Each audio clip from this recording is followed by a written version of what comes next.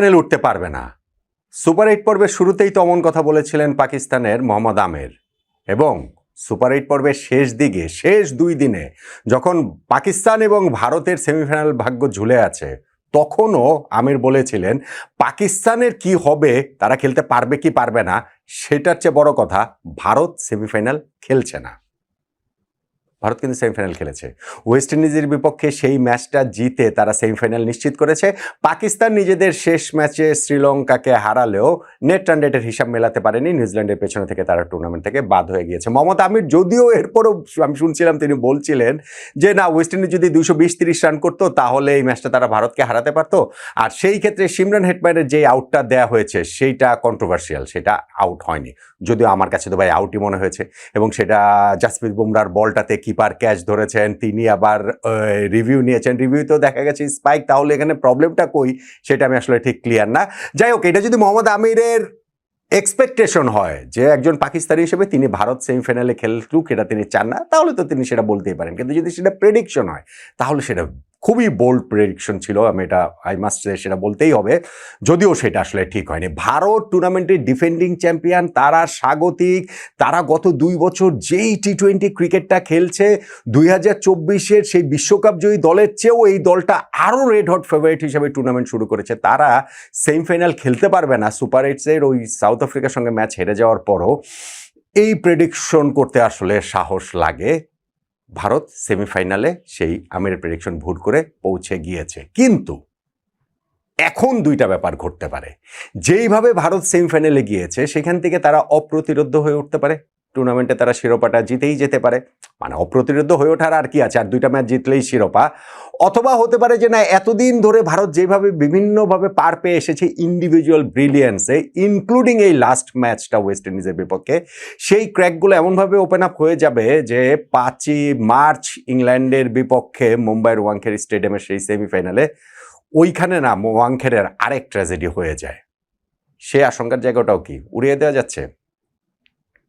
দেখুন, এই ম্যাচটা ভারতের জন্য ছিল আসলে নার্ভের লড়াই। ভারতের পুরো ম্যাচটা ওয়েস্ট ইন্ডিজের সঙ্গে যদি আপনি দেখে থাকেন তাহলে বুঝবেন যে তাদের প্রতিপক্ষ যতটা ছিল ওয়েস্ট ইন্ডিজ, ঠিক ততটাই ছিল হচ্ছে গিয়ে নার্ভ, ততটাই ছিল এক্সপেকটেশন যে তারা স্বাগতিক, তারা রেড হট ফেভারিট, তারা ডিফেন্ডিং চ্যাম্পিয়ন, তারা এত ভালো ক্রিকেট খেলে আসছে এই টি-20 ওয়ার্ল্ড কাপ পর্যন্ত।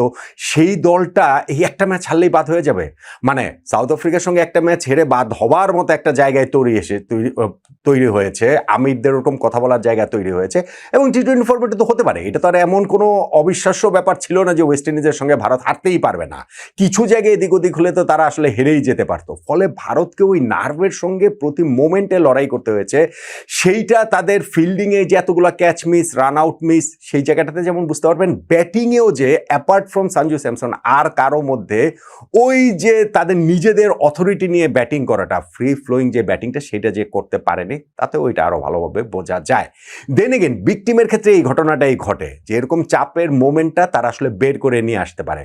এরকম ঘটে যখন দল হিসাবে ভালো করতে পারে না, তখন ইন্ডিভিজুয়াল ব্রিলিয়ান্সে বেরিয়ে আসে।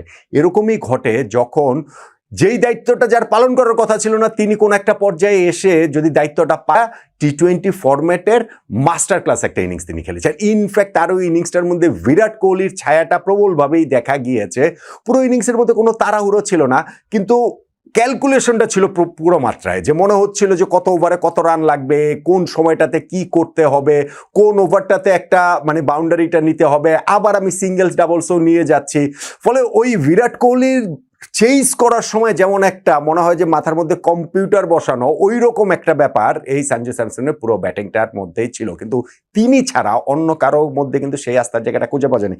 ছোট ছোট কিছু অবদান তো থাকতেই হবে, তা না হলে তো আর 196 রান চেস করে জেতা যায় না। কিন্তু সঞ্জু স্যামসনের এই জিনিসটা হয়তো বা চ্যাম্পিয়ন দলের আরও একটা হলমার্ক হিসেবে দেখা যায়, যে তার তো খেলার কথা ছিল না, আমি বলছিলাম যদি রিঙ্কু সিং, তার ওই যে পারিবারিক যে তিনি একটা কারণে দল থেকে চলে গিয়েছিলেন, আবার জয়েন করেছেন, আবার গিয়েছেন, আবার এসেছেন, কিন্তু 11-এ তাকে খেলানো হয়নি। রিঙ্কু যদি থাকতেন তাহলে হয়তো বা সঞ্জু স্যামসনের জায়গা হতো না, হয়তো বা ওই ওপেনিংয়ে যদি অভিষেক শর্মা কন্টিনিউয়াস রান পেয়ে যেতেন ওয়ার্ল্ড কাপের আগ পর্যন্ত যেটা হয়েছিল, সেই ক্ষেত্রে হয়তো ঈশান কিষানের সঙ্গে সেই পার্টনারশিপটাই কন্টিনিউ করতো। ফলে এই সব কিছু এলোমেলো হয়ে যাওয়ার প্রেক্ষিতে যে সঞ্জু স্যামসন সুযোগটা পেয়েছেন এবং সুযোগ পেয়ে তিনি যেরকম একটা ইনিংস খেলেছেন, আমি বলছিলাম যে এটা সেদিকে চ্যাম্পিয়ন দলের এরকম ক্ষেত্রে হয়ে থাকে।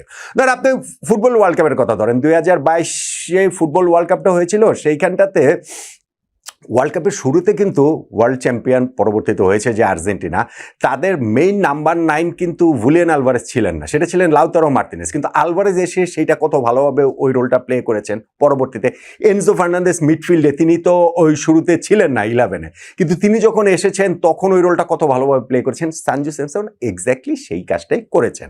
এখন ভারতের প্রবলেমের যে জায়গাটা আমি বলছিলাম যে ইন্ডিভিজুয়াল ব্রিলিয়ান্স খারাপ না, কিন্তু যখন আপনি পুরো একটা টিম হিসাবে পারফর্ম করতে পারবেন না, ইন্ডিভিজুয়াল ব্রিলিয়ান্স দিয়ে আপনি কয়টা ম্যাচ পার পাবেন?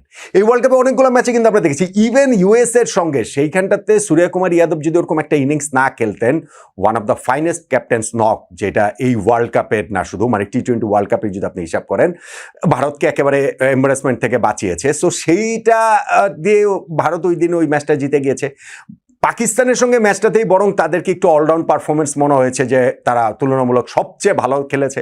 আপনি যে বলেন সাউথ আফ্রিকার সঙ্গে তো তারা হেরে গেছে, জিম্বাবুয়ের সঙ্গে তারা জিতবে, ঠিক আছে। আপনি যদি দেখেন যে তাদের বোলিং ইউনিটের জায়গাটাতেও, ব্যাটিং ইউনিটে অভিষেক শর্মা 3 ম্যাচে 0 করেছেন, তারপরে 15 করে, 1 ম্যাচে 50 করলো, আবার লাস্ট ম্যাচে আবার ব্যর্থ হয়েছেন।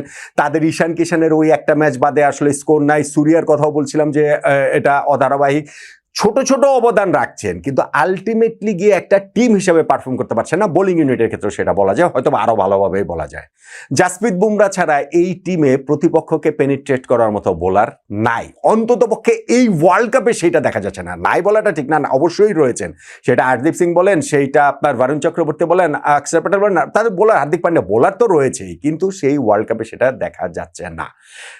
এখন ভারতের যেই চ্যালেঞ্জটা হবে যে তাদের ওই এক্সপেকটেশনের যে জায়গাটা, সেটা প্রাথমিক একটা ধাপ তারা পেরিয়েছে, যে সেমিফাইনাল খেলা। এখন ওয়ার্ল্ড কাপের শুরুতে যদি বলা হতো যে ভারতের এই দল সেমিফাইনাল খেলবে, ফলে এইটা তাদের জন্য সাফল্য হিসেবে বিবেচিত হবে কিনা, না হবে না। তারা ফাইনালেও যদি খেলে, যদি ফাইনালেও হেরে যায়, সেটাও সাফল্য হিসেবে বিবেচিত হবে না। কিন্তু সেমিফাইনালেও খেলতে পারছি না, এই যে একটা প্রেশারের মধ্যে ভারত ছিল, যেইটা ইডেন গার্ডেন্সে ওয়েস্ট ইন্ডিজের বিপক্ষে ম্যাচটাতে খুব ভালোভাবে দেখা গিয়েছে, অ্যাটলিস্ট ওই স্টেজটাতেও তারা পেরিয়ে গেছে এবং সেই জায়গাটাতে তারা মেন্টালি একটুখানি ফ্রি হয়ে যেতে পারে। যদি সেইটা হয়, তাহলে ইংল্যান্ডের বিপক্ষে সেমিফাইনালে তাদের খুব ভালো চান্স রয়েছে। আর যদি সেটা না হয়, যদি ভারতের এই খুঁড়িয়ে খুঁড়িয়ে এগিয়ে চলাই যদি অব্যাহত থাকে এবং ইন্ডিভিজুয়াল পারফরমেন্সের উপরে যদি তারা রিলাই করে বেশি করে টিম পারফরমেন্সের চেয়ে, যেই টিম পারফরমেন্স তারা গত 2 বছর করে আসছে এই ওয়ার্ল্ড কাপে, সেটা আসলে পাকিস্তানের বিপক্ষে ম্যাচ ছাড়া ওইভাবে দেখা যায়নি। ফলে ওইটা যদি হয়, তাহলে ইংল্যান্ডের কাছে তারা হেরে যেতে পারে। আর ইংল্যান্ডের কাছে হেরে গেলে তো আর সেটা অঘটন হবে না। ইভেন ফাইনালে যদি তারা ভারত খেলে, সেখানে সাউথ আফ্রিকা হোক, নিউজিল্যান্ড হোক, তাদের সঙ্গে হেরে গেলে তো সেটা অঘটন হবে না। আমি বলতেই পারি যে এই ভারতকে থামাবে কে। হ্যাঁ, ওইটা এরকম হতে পারে যে যদি তারা এই সেমিফাইনাল খেলাটা যে নিশ্চিত করেছে, সেই নিশ্চিত করার প্রেক্ষিতে এখন যদি তারা তাদের একেবারে মানে ওই স্বাধীনতার জায়গাটা যদি তৈরি হয়, মেন্টালি যদি তারা একটুখানি ফ্রি হয়ে যায় এবং প্রত্যেকে যদি প্রত্যেকে এক্সপ্রেস করতে পারেন তাদের জায়গাটা থেকে, সেই ক্ষেত্রেই এই ভারতকে থামাবে ওরকম একটা জায়গায় হয়তো বা যাবে। সেটা যদি না হয়, তাহলে ট্র্যাজেডিটা ওয়েস্ট ইন্ডিজের বিপক্ষে